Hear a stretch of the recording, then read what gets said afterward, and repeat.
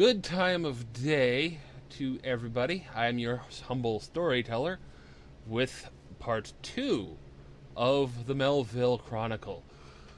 I'm going to give you some preliminary context of the antagonists of this particular session. It was fairly quick and a lot more improv. The players of Xeans and Drakis playing as Jason Cooper and Guntram Abendroth acted in a way I was most unexpecting. So, for the preliminary context, in 1970, between 1972 precisely, George Williams, restaurant owner in North Carolina, has his wife give birth to their son, Carlisle. And roughly 20 years later, in 1994 or so, George is diagnosed with cancer. And within a year, when Carlisle is age 23, signs the restaurant over to his son. Carlisle takes the restaurant in a new direction, retheming the menu, making it more marketable. The restaurant franchises to all over the state and eventually out of state. They move into a mansion, and George Williams gets the best kind of medical treatment, but he still can't overcome the cancer. It's implied by his wife, who claims that George confided in her that the cost of at the cost of his happiness, he lost his will to live because he'd given up the things that he had strived to have, a restaurant that his own father had been given to him, which was now a soulless burger chain. And this is implied to be what caused George Williams to lose his will to live and eventually die in roughly sometime the 2000s. Post 9/11 specifically. Within a year of his father dying, Carlisle Williams sells the restaurant just like that, without any amount of empathy or sympathy for his own dying father's wishes, and then just vanishes. No traces, nothing. But of course, you and I know, nobody ever truly disappears in the world of darkness. Yes, the man that Carlisle Williams had sold his restaurant to was a ventrue by the name of Bryant Bellwether, who had very successfully played the stock market to amass much wealth. They both, in the year of being embraced, very hastily moved to Ohio and made themselves one of the movers and shakers of the Camarilla-owned sect of wherever it is that in Ohio they resided in.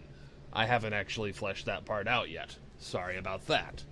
They eventually gained the trust of the prince, who has been wanting to position some people in a town called Melville, Indiana. The unallied city has been a very, very uncomfortable thorn in the side of basically all princes within the surrounding regions of Melville. So it has been imperative that these two gain a position of power and eventually sway all of the populace of Melville, Indiana, into becoming part of the Camarilla. Of course, this is in the year 2005, and they've been living in Melville, Indiana, for 10 years, having bought the local brewery, Mel's Brew, which sells the local IPA and a seasonal whiskey that uses sunflowers for flavoring. It is in the moment of ownership by Carlisle and Bryant that the business has supposedly had its income quintupled by leaps and bounds and multiple digits. The reason, of course, is that they're murdering the homeless people and broadcasting it via Bitcoin streams on the deep web. And of course, King Julian absolutely hates knowing that there are ventrue in the city despite not knowing what the heck they're doing in the city to begin with, outside of they want to gain power for the Camarilla in his town. Which is, of course, where the players come in.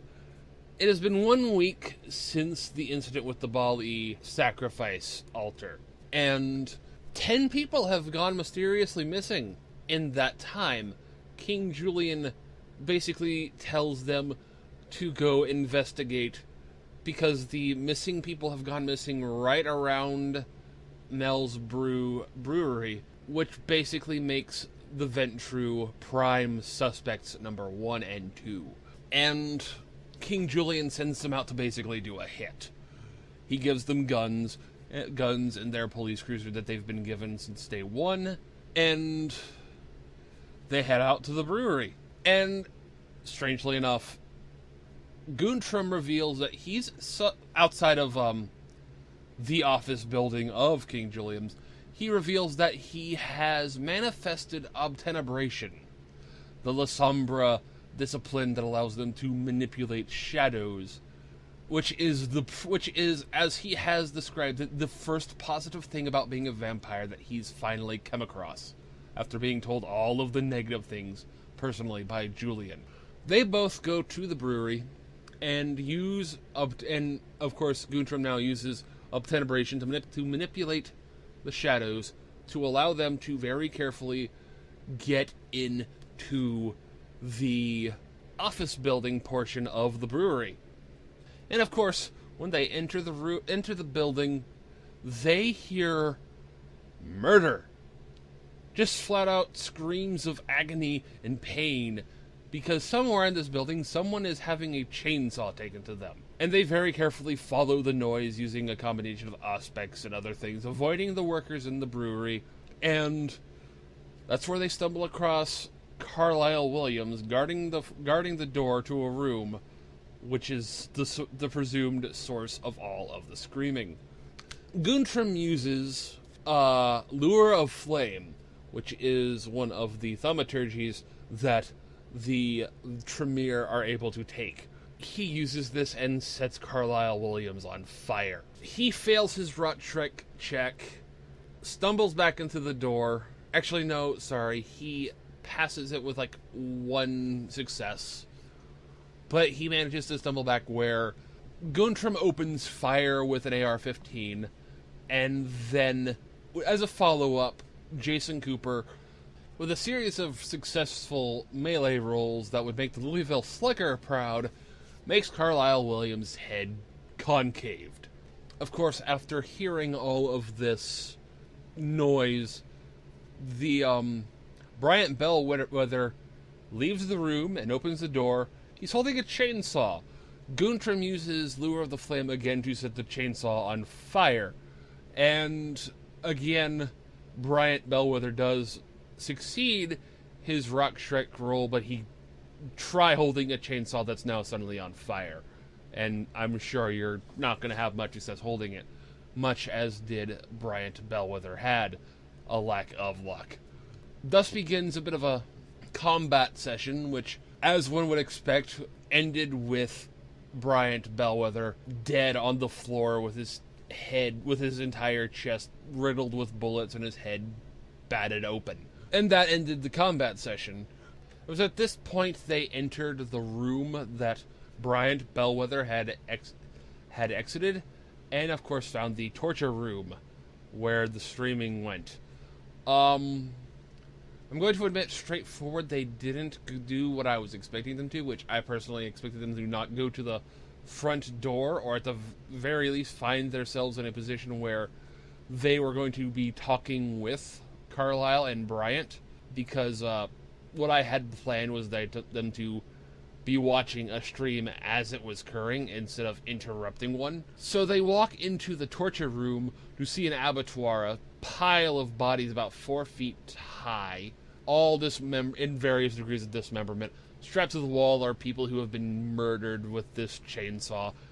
There was one person left over who was mostly just passed out completely from shock and panic, of course. So Jason Cooper very quickly grabbed this person and took him out to the back of their police cruiser, where all the while Guntram was trying to figure out how to dispose of everything, in which case, when Jason returned, suggested, well, we're in a brewery. Hard liquor burns really good. And so they busted some of the pots and sieves, I can't remember the name. Somebody correct me on that when I remember. It's, the boiling pots for the whiskey busted one of the intake pipes, and it was just alcohol all over the floor. And as they're doing this, an employee walks by and catches them, in which case a very good intimidation roll results in said person up against the wall with his head back. Jason and Guntram's take his cell phone, say, if we ever hear that you've that you've told anyone about this, we are going to come back and we are going to kill you. And then leave, setting the whiskey on fire. And then that's it for the mission. However, they never actually found the Bali, so there's implications that they may still be running around. Also, of note, Jason Cooper failed a humanity roll, so he is running around with 6 humanity as of the end of the session. Additionally, on the way back to King Julian's office building, they stopped by Guntram's occult shop, where a strange, tall, pale human was just standing there observing the shop. And upon instigating the man, Guntram found out that this vampire was in fact named Ramsay, which, after informing King Julian about this, found out that it was a Kiaseed, an old friend of his. Yes, as it turns out, there are some bloodlines just sort of hiding around town in Melville. Not a lot, just a few.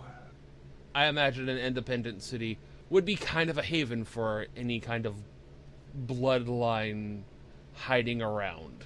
And at the end of the session, King Julian implies that, well, the ventrue might be taken care of right now, but we might see more Camarilla loyalists show up, maybe. And then goes on to say that the Sabbat activists within the city will most likely be doing something now that the ventrue are gone. And that was basically the end of the session.